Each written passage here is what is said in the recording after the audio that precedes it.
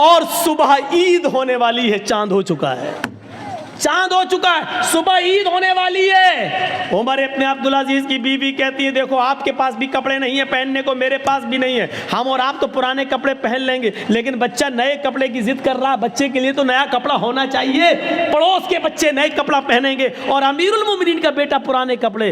कहा मेरी बीवी बैतुल माल से मुझे इतनी तनख्वाह नहीं मिलती कि मैं उससे अपने बच्चे को नया कपड़ा पहना सकूं। बीवी ने कहा अमीरुल मोमिनीन ने 1 महीने की तनख्वाह एडवांस ले लीजिए, अगले महीने मत लीजिएगा। का बीवी मशवरा अच्छा दे रही हो। होता है कभी कभी लोग किसी के यहाँ काम करते हैं, साहब मेरी बीवी बीमार है, 1 महीने की एडवांस तनख्वाह दे दो, हम धीरे धीरे कटा देंगे, कोई बुरी बात नहीं है अगर मालिक राज़ी हो जाए तो। अबू मूसा उमर इब्न अब्दुल अजीज़ ने एक लेटर लिखा और अपने खादिम से कहा जाओ बैतुल माल के कैशियर से कहना ये लेटर दे देना, वो तुम्हें 1 महीने की तनख्वाह एडवांस दे देगा। अमीरुल मोमिनीन खुश थे, उमर इब्न अब्दुल अजीज़ के 1 महीने की तनख्वाह एडवांस, और वो तो मेरा खादिम है, वो तो दे ही देगा, जब हमने ऑर्डर दे दिया लिख के दे दिया तो वो दे देगा। जैसे ये लेटर कैशियर के हाथ में आता है, उसने पढ़ा खजांची ने, उसमें लिखा है कि कल ईद है, मेरे बच्चे के पास नए कपड़े नहीं है पहनने के लिए, लिहाजा मुझे 1 महीने की तनख्वाह एडवांस दे दो, अगले महीने मत देना, उस महीने के अंदर काट लेना। उस खजांची ने उस लेटर को पढ़ने के बाद अंदर जाकर उसी लेटर के पीछे कुछ लिख दिया और लिखने के बाद उसको लिफाफे में बंद करके क्या जाओ इसको दे देना उमर इब्न अब्दुल अजीज़ को। कहा उन्होंने 1 महीने की तनख्वाह एडवांस मंगाई, कहा मैंने इसका जवाब दे दिया है, इसका जवाब वो पढ़ लेंगे, उसके बाद आप आना, अगर इसके बावजूद वो मंगाएंगे तनख्वाह मांगेंगे 1 महीने की तो मैं दे दूंगा, मैंने उसमें कुछ सवाल किया है। खादिम लिफाफा लेकर उमर इब्न अब्दुल अजीज़ के पास पहुंचता है। उमर इब्न अब्दुल अजीज़ ने कहा क्या उसने 1000, क्या उसने 1 महीने की तनख्वाह एडवांस नहीं दी? का पता नहीं, इस लिफाफे में कुछ रख दिया है। लिफाफा खोला तो क्या देखते हैं कि मेरे ही लिफाफे, मेरे ही लेटर के पीछे कुछ और लिखा है। उसको पढ़ते हैं, उसमें लिखा हुआ है उमर इब्न अब्दुल अजीज़ अमीरुल मोमिनीन, आपका हुक्म सराखों पर, आपको 1 महीने, 5 महीने, 6 महीने, आप जितनी कहें उतनी तनख्वाह मैं देने के लिए आज़ाद हूँ, मैं देने के लिए तैयार हूँ। अमीरुल मोमिनीन आपने लिखा है कि मेरे बच्चे के पास नए कपड़े नहीं हैं पहनने के लिए, इसलिए मुझे 1 महीने की तनख्वाह एडवांस दे दो, अगले महीने काट लेना।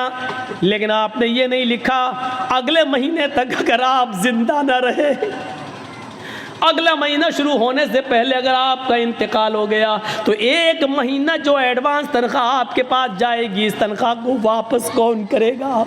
उसका ज़मानती कौन है? उस तनख्वाह को बैतुल माल में जमा कौन करेगा?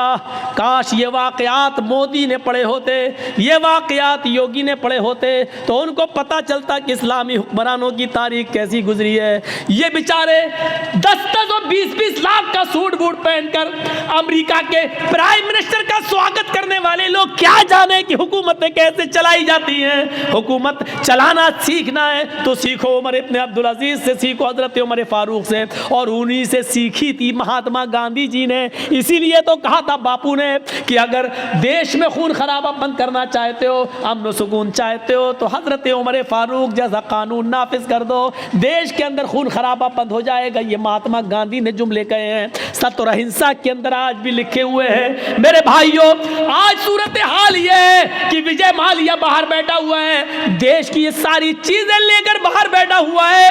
आज पूरे देश के गोदामों को अडानी और अंबानी के सुपुर्द कर दिया जा रहा है और देश का चौकीदार कुछ बोलने के लिए तैयार नहीं है। हजारों करोड़ की अफीम और गांजा और चर्स बंबई के एयरपोर्ट, बंबई के पोर्ट पर समंदर के ऊपर पकड़ी जा रही है, लेकिन मेरे भाइयों उसके मंगाने वाले को, उसके मालिक के को आज तक पूछने के लिए भी नहीं बुलाया जा रहा है। आज इस तरीके से हुकूमतें चल रही हैं। एक हुकूमत वो भी थी कि हजरत उमर फारूक का बेटा मुल्क के शाम के अंदर था और उसने रात के अंदर खजूर को, रस को सड़ाया, निचोड़ा, वो नबीज बन गया। सुबह होते होते उसके अंदर नशा आ गया, उसको मालूम नहीं था और उसने नबीज पी ली। उमर फारूक के बेटे ने नबीज पी ली, शराब की एक किस्म है, उसको मालूम नहीं था कि ये सड़ चुकी है और इसमें नशा आ गया है। जब वो पी लिया तो उसमें नशा आ गया। मुल्क शाम के गवर्नर को पता चला तो हजरत उमर फारूक के बेटे को बुलाया और 40 कोड़े लगवा दिए मुल्क शाम के अंदर। लेकिन मदीने में जब उमर फारूक को पता चला कि मेरा बेटे ने शराब पी ली और यह भी पता चला कि 40 कोड़े लग गए, लेकिन इसके बावजूद लेटर लिखा हमारे प्रयास को कि मेरे बेटे के लिए मैं घोड़ा भेज रहा हूं स्पेशल, उस घोड़े से मेरे बेटे को जल्दी वापस मदीने भेजा जाए। बेटा खुश था कि मेरे अब्बू ने कोई अर्जेंट काम के लिए बुलाया। जब हमारे प्रयास ने उस स्पेशल घोड़े से उमर फारूक के बेटे को भेजा, बेटा जब आया तो उसको उसकी माँ से नहीं मिलने दिया, कहा इसको हिरासत में लो। हिरासत में ले लिया अपने लखते जिगर को, अपने बेटे को, और उसको कहा जल्लाद से कि कोड़े लगाओ, 40 कोड़े इसको मेरे सामने मारो। बेटा कहता है अमीरुल मोमिनीन, आए अब्बू जान, एक जुर्म की 2 बार सजा कैसे? 40 कोड़े की सजा तो मैंने मुल्क शाम में खा ली है, धोखे से नशे वाली चीज पी ली, इसके बावजूद मैंने 40 कोड़े वहां खा लिए, फिर यहां क्यों मारा जा रहा है? कहा पहला जल्लाद 10 कोड़े मारेगा, उसके बाद दूसरा मारेगा, क्योंकि 10 के बाद वो थक जाएगा, फिर जितनी जोर से मार पड़नी चाहिए उतनी जोर से मार नहीं पड़ेगी। 40 कोड़े दूसरे जल्लादों से पड़वाया। बेटा कहता रहा अब्बू जान, एक जुर्म की डबल सजा, ये बेइंसाफी है। हजरत उमर कहते रहे बेटे मुझे हमारे प्रयास पर भरोसा नहीं है, का अल्लाह की कसम उन्होंने कोड़े मारे लगवाए, हाँ मैं जानता हूं कोड़े लगवाए, लेकिन मेरा दिल कहता है कि हमारे प्रयास ने रियायत बरती होगी, जितनी जोर से कोड़े मारना चाहिए उतनी जोर से नहीं पड़े होंगे, इसलिए कि आप अमीरुल मोमिनीन के बेटे हैं, उमर फारूक के बेटे हैं, ये सोचकर जल्लादों ने हल्के हल्के कोड़े मारे होंगे। आज असली कोड़े अब पड़ेंगे तुम्हारे ऊपर। जब अपनों को सजा देने का रवाज था तो जराइम बंद थे, जब अपनों को बचाया जाता है तो जराइम का अंबार लगता है और जराइम पैदा होते हैं। सीखो, हुकूमत ऐसे चलती है। आए उमर इब्ने अब्दुल अजीज, आपको अगर 1 महीने की तनख्वाह दे दूं एडवांस, अगले महीने अगर आप जिंदा नहीं रहे, इंतकाल हो गया, तो 1 महीने की ये तनख्वाह वापस कौन करेगा? हजरत उमर इब्ने अब्दुल अजीज रोने लगे और अपनी बीवी से कहने लगे, बीवी जिस अमीरुल मोमिनीन का कैशियर इतना ज्यादा अमानतदार हो, इतना ज्यादा अल्लाह से डरने वाला हो कि वो अपने अमीर को भी, अपने हाकिम को भी सवाल कर रहा हो, तो मुझे उम्मीद है कि इंशाअल्लाह 1 दिरहम की बेईमानी नहीं होगी। मेरा बच्चा कल पुराने कपड़े ही पहनेगा। 1 महीने की तनख्वाह में एडवांस नहीं लेंगे, क्योंकि हमें ये मालूम नहीं है कि अगले महीने हम जिंदा रहेंगे भी या नहीं रहेंगे। मेरे भाइयों, ये वाक़यात हमें झंझोड़ देते हैं, ये वाक़यात हमें झंझोड़ देते हैं अंदर से। वो कौन सा मंजर था? यही उमर इब्ने अब्दुल अजीज थे, जिनकी बीवी हामिला थी, पेट में बच्चा था, और आप जानते हैं डॉक्टर कहते हैं कि जिसके पेट में बच्चा हो उस औरत को खाते पीते रहना चाहिए, क्योंकि माँ जो खाएगी वही बच्चे को बनेगा।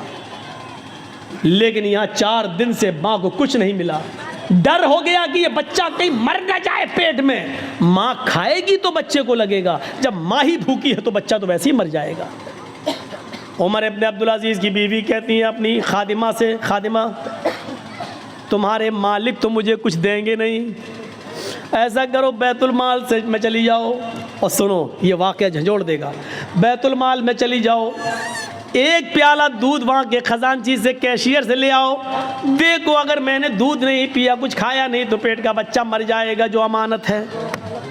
रात की तारीकी में खादिमा निकलती है और बैतुल माल के कैशियर से कहती है, बैतुल माल के खजानची से कहती है कि 1 प्याला दूध दे दो। हमारी मालिकन उमर इब्ने अब्दुल अजीज़ की बीवी को हमल है, पेट में बच्चा, 4 दिन से कुछ नहीं खाया, बच्चा कहीं भूख की वजह से मर न जाए। बच्चा अगर मर गया तो ये बहुत बड़ी जिम्मेदारी होगी, 1 प्याला दूध दे दो। उसने जल्दी से सुना उमर इब्ने अब्दुल अजीज़ की बीवी हैं और पेट में बच्चा है और 4 दिन से कुछ नहीं मिला, तो उसने सोचा बच्चा ना मर जाए, जल्दी से 1 प्याला दूध दे दिया, जाओ ले जाओ। रात का तकरीबन यही टाइम होगा, 2:30। उमर इब्न अब्दुल अजीज़ उठ चुके थे, कुएं के पास बैठकर वज़ू बना रहे थे। उन्होंने दरवाज़ा खुलते हुए देखा। थोड़ी देर के बाद देखते हैं कि एक औरत, हमारी खादिमा, चादर में कुछ छिपाए हुए चली आ रही है। उमर इब्न अब्दुल अजीज़ ने देखा कि वो मेरी बीवी के कमरे में चली गई। ये पीछे से कमरे में जाते हैं तो कहते हैं कि तुम कौन? कहा मैं आपकी खादिमा। क्या दे रही हो मेरी बीवी को?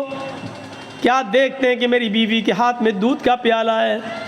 उमर इब्न अब्दुल अजीज़ ने कहा तुम्हें उस ज़ात की कसम जिसके कब्ज़े में हम तुम दोनों की जान है, जब तक मुझे हिसाब न दे दो कि ये दूध कहाँ से आया, मैं तुम्हें पीने की इजाज़त नहीं देता। उमर इब्न अब्दुल अजीज़ की बीवी ने दूध का प्याला रोक लिया। कहा अमीरुल मोमिनीन, मेरी नीयत पे शक मत करिए, 4 दिन से सिर्फ पानी पी रही हूँ, खाने पीने को कुछ नहीं है। आपकी अमानत मेरे पेट में पल रही है, अगर ये भूखी रह गई, अगर मुझे कुछ नहीं मिला तो इसकी भी परवरिश नहीं होगी और ये पेट में मर जाएगा। इसलिए मैंने 1 प्याला दूध बैतुल माल से मंगवा लिया।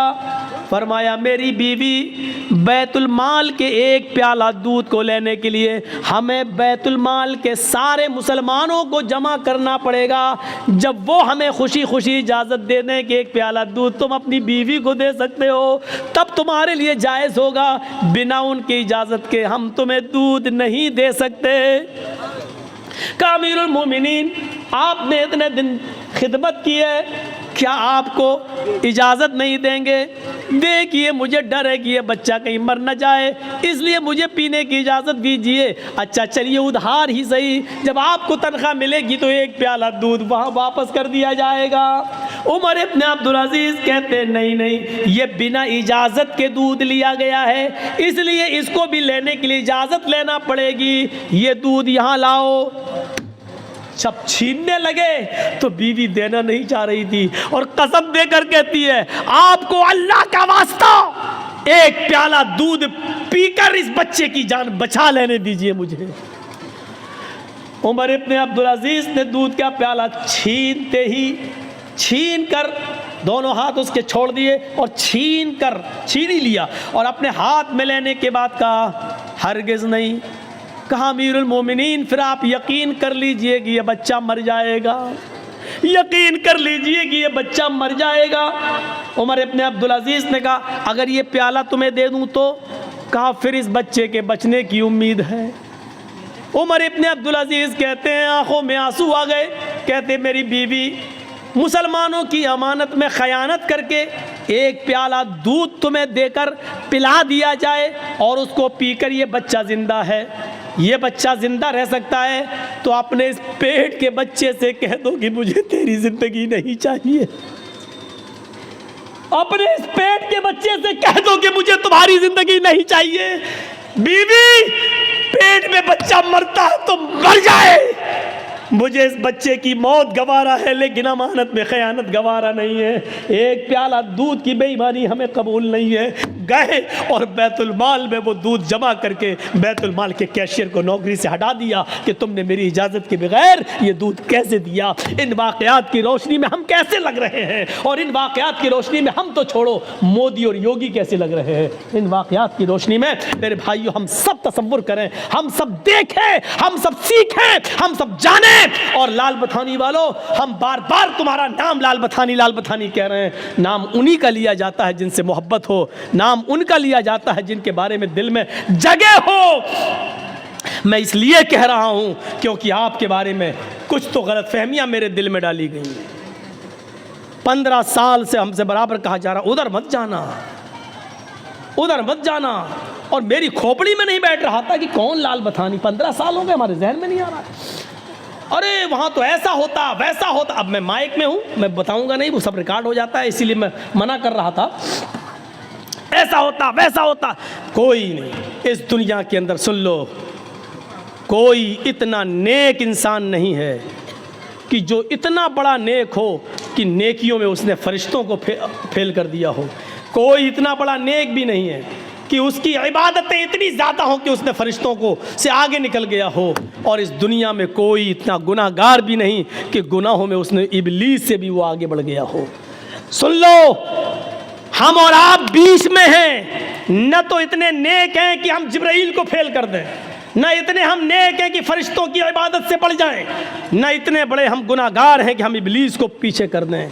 इसीलिए फरमाया अल्लाह के रसूल ने, कुल्लु बनी आदम खत्ताऊन व खैरुल खत्ताईन तव्वाबून, हर इब्ने आदम से खता और गलती होती है, बेहतर गलती करने वाला और बेहतर गुनाहगार वो है गुनाह करके अपनी गलती की फ़ौरन तौबा कर ले। जानबूझकर गुनाह नहीं, धोखे से गुनाह हो जाए तो अपनी गलती की फ़ौरन तौबा कर ले और अपने रब को मना ले, अपने रब को राज़ी कर ले।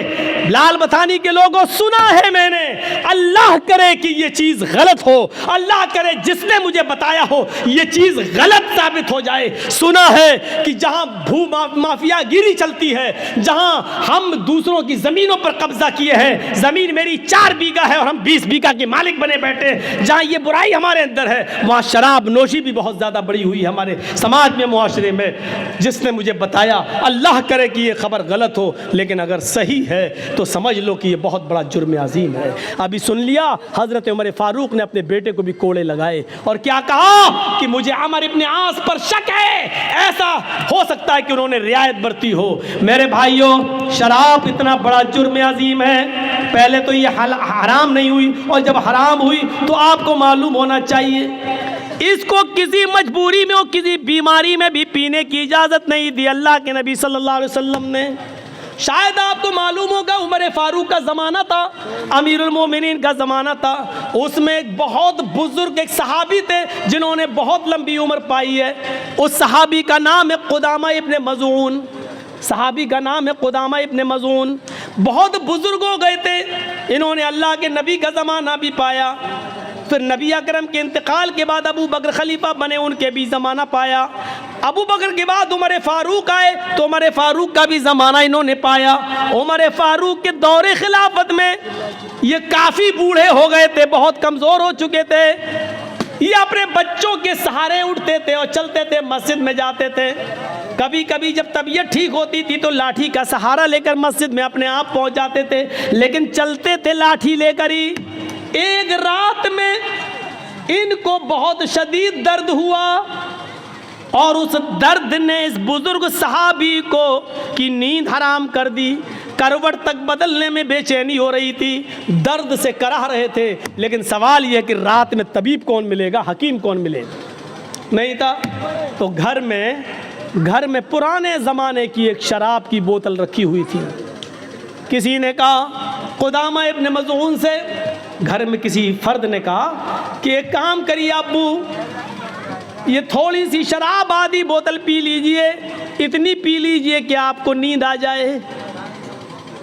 होता ही है, आदमी जब दर्द से कराता है तो डॉक्टर टेबलेट दे देता है, नींद की गोली दे देता है, वो आप खा लीजिए, सो जाएंगे। याद रखना, नींद की गोली खाना और शराब पीना दोनों एक दर्जे में दाखिल है। लेकिन डॉक्टर जब नींद की गोली तजवीज़ कर दे तो जितने पावर की लिखेगा उतने पावर की दवा आप इस्तेमाल कर सकते हैं बतौर दवा के। शरीयत इस बात की इजाज़त देती है। डॉक्टर ने लिखा है हल्के पावर की 0.25 और हम खा रहे हैं 0.5, यानी डबल पावर की, तो आप ये शराब पी रहे हैं, ये जुर्म है, फिर आपका, फिर गुनाहगार हैं आप। डॉक्टर अगर आपको लिख रहा है 54 भर की और आप खा रहे हैं 98 भर की, तो इसका मतलब ये है कि आप शराब पी रहे हैं। डॉक्टर के मशवरे के मुताबिक, डॉक्टर वो भी MBBS MD डॉक्टर जो दवाओं में माहिर, झोला छाप नहीं जो साइकिल लेके दौड़ते रहते हैं और ख़ुद मरीज़ ढूंढते हैं, इनका ये नहीं, इनको तो खुद ही नहीं मालूम होते कि कौन से पावर की दवा इस्तेमाल की जाए। तो कुदामा इब्ने मज़ून को किसी ने कहा कि आप शराब पी लीजिए, इतनी पी लीजिए कि आपको नींद आ जाए, क्योंकि मजबूरी है, आप दर्द से कराह रहे हैं, आप कम से कम आराम से सो जाएंगे। कुदामा इब्ने मज़ून ने सोचा कि हाँ चलो मजबूरी है, दर्द की वजह से, हम कोई शराबी थोड़ी हैं, हराम हो चुकी है, लेकिन दर्द हो रहा है तो बतौर दवा के हम इसको इस्तेमाल कर लेते हैं। तो कुदामा इब्ने मज़ून ने बुढ़ापे में थोड़ी सी शराब पी ली, इतनी पी ली कि उनको नींद आ गई।